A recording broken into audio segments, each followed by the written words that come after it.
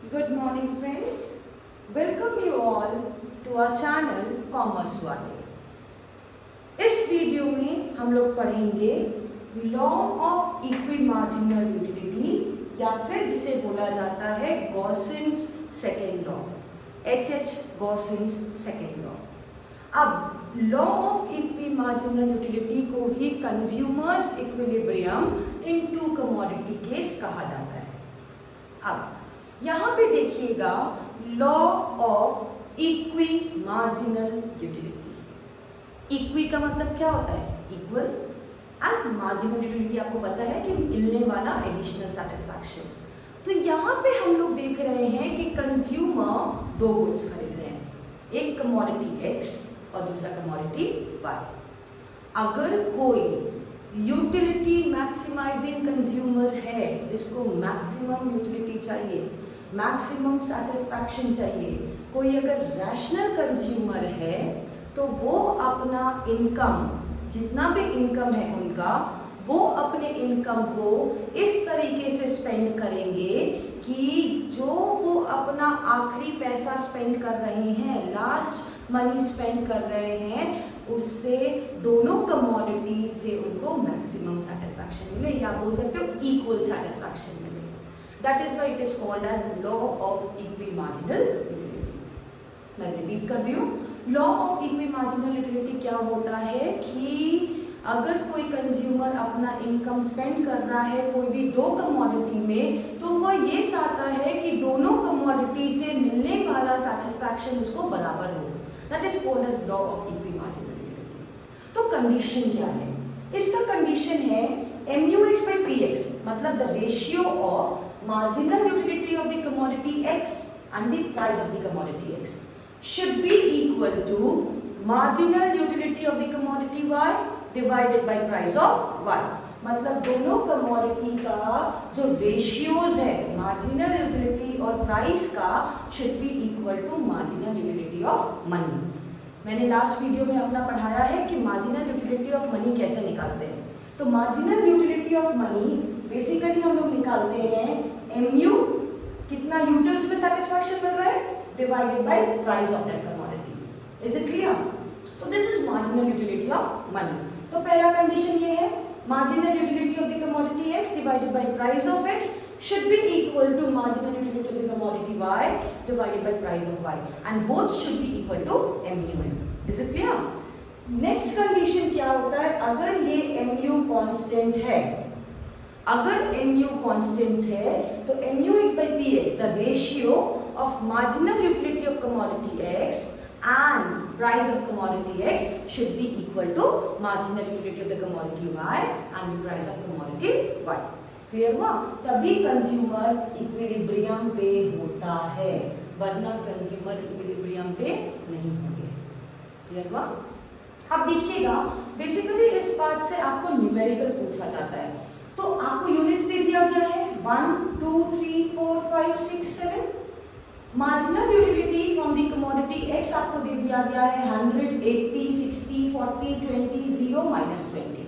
आपको पता है marginal utility keeps on decreasing with the consumption of more and more unit of commodity. Marginal utility of Y भी दिया गया है 24 28 24, यहाँ 22 होगा, 24 22 20 18 16 14 and 12। Here also marginal utility is declining। अब देखिए, प्राइस ऑफ X आपको दे दिया है 10 रुपीज, प्राइस ऑफ Y दे दिया है 2 रुपीज, और income of the consumer, money income of the consumer आपको दे दिया है 30 रुपीज। तो आपको क्या करना है? सबसे पहले आपको यहाँ पे दो कॉलम और बनाना है। दो कॉलम बनेगा। पहला कॉलम में लिखिएगा MUX by PX, the ratio of marginal utility of the commodity X and the price of X। उसके बाद वाले कॉलम में लिखिएगा MUY by price of Y। ठीक है? तो MUX 100, प्राइस ऑफ X कितना है 10, तो 100 by 10 is 10, 80 by 10 is 8, 60 by 10 is 6, 40 by 10 is 4, 20 by 10 is 2, 0 by 10 is 0 and -20 by 10 is -2। समझ में आया हमने क्या किया? mu(x/px) किया। 100/10, 80/10, 60 आपको गिवन रहेगा, प्राइसेस गिवन रहेगा, एन्युटी गिवन रहेगा। नेक्स्ट इज सेम चीज यहाँ करेंगे। प्राइस ऑफ y दिया है 2 रुपीज। mu(y) कितना है? 24/2 12, 22/2 11, 20/2 10, 18/2 9, 8 7 6। समझ में आया? अब क्या देखना है आपको? दोनों इक्वल कहाँ पे है, क्योंकि हमको क्या निकालना है? mu(x/px) should be equal to mu(y/py)। तो आप देखिएगा ये केस में 6 6 सेम है, ये केस में 8 8 सेम है, और ये केस में 10 10 सेम है। तो यहां लिख दीजिए, जब consumer 1 unit of x consume कर रहा है, 1 unit of x and 3 units of y consume कर रहा है, तब उसको सेम सेटिस्फैक्शन मिल रहा है। सेकेंड केस क्या है? जब 2 यूनिट्स ऑफ x कंज्यूम कर रहा है प्लस इधर हो गया 5 यूनिट्स ऑफ y कंज्यूम कर रहा है। थर्ड केस क्या हो गया? जब consumer 3 units of x consume कर रहा है and 7 units of y consume कर रहा है। क्लियर हुआ कैसे किया मैंने? यहाँ फर्स्ट यूनिट ऑफ x और थर्ड यूनिट ऑफ y में सेम है, दैट इज 10। फिर 8 भी वैसे ही है। अब आपको फॉर्मूला में पुट करना है m money income is equal to price of the commodity x into quantity of the commodity x plus price of the commodity y into quantity of the commodity y. M is equal to price of the commodity x into quantity of the commodity x plus price of the commodity y into quantity of the commodity y. अब हमको इनको अलग अलग cases में put करके देखना होगा। पहला वाला हम पुट करके देखते हैं। मेरा मनी इनकम कितना गिवन है? 30 रुपीज। तो फर्स्ट केस को वेरीफाई करते हैं। m 30 है तो m लिखते हैं is equal to price of x हमें दिया गया था 10 रुपीज, 10 इनटू कितना कमोडिटी ऑफ x कंज्यूम कर रहे थे? 1, 10 into 1 plus price of y था 2 इनटू कितना यूनिट्स ऑफ y कंज्यूम कर रहे हैं? 3। सो 10 plus 6 is equal to 16।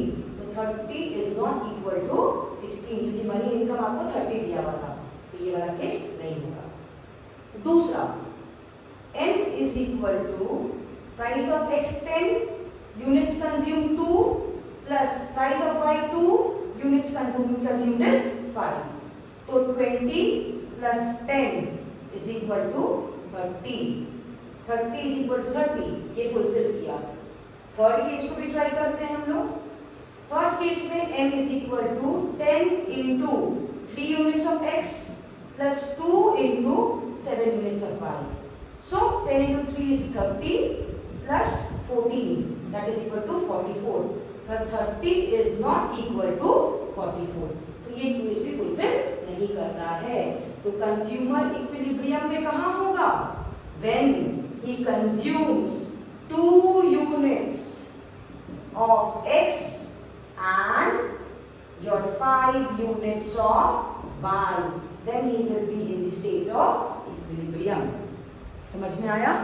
Next topic जो है हमारा, इसमें आपका ग्राफ जो होता है वो हाइपोथेटिकल बनता है, कोई रियलिस्टिक ग्राफ नहीं बनता है। बट बनेगा कैसे देखिएगा? ये 2 कॉलम बन गया, इधर हो गया y ओरिजिन यहाँ बना दीजिएगा mu(x/px), यहाँ बना दीजिएगा mu(y/py), यहाँ हो गया आपका यूनिट्स, यहाँ से जा रहा है mu, यहाँ से जा रहा है mu, जहाँ ये मीट करेगा that will be your consumers equilibrium. इसका ग्राफ जो होता है that is hypothetical, that is not realistic. Next is your, अगर आपको दिया गया है suppose mu(x/px) is more than mu(y/py), हम लोग को इक्विलिब्रियम के लिए बराबर चाहिए। बट यहाँ पे दिया गया है कि mu(x/px) ज़्यादा है mu(y/py) से। तो आप क्या कीजिएगा, जिस साइड में ज़्यादा रहता है, मतलब उस कमोडिटी का मार्जिनल लिक्विडिटी भी ज़्यादा है, तो हम क्या करेंगे, उस कमोडिटी को और कंज्यूम करेंगे, so that with the consumption of additional unit मेरा मार्जिनल लिक्विडिटी डिक्लाइन हो जाएगा। अगर मार्जिनल लिक्विडिटी डिक्लाइन होगा तो मेरा आपका mu कम होगा और वो इक्विलिब्रियम के स्टेट में आ जाएगा। तो इसका मतलब ये है when mu(x/px) is more than mu(y/py) then you will increase the consumption of the commodity x to attain equilibrium। वही चीज अगर बोल दिया कि mu(y/py) is more than mu(x/px) तो आप क्या कीजिएगा, y का कंजम्पशन इंक्रीज कीजिएगा। क्यों? y का कंजम्पशन इंक्रीज करेंगे तो आपका उसका mu डिक्रीज होगा and we will attain the equilibrium. I hope so आपको ये क्लियर हुआ होगा। If you are liking my videos, please like, subscribe and share our channel and support us, and also click the bell icon so that you can get the latest notifications. Thank you.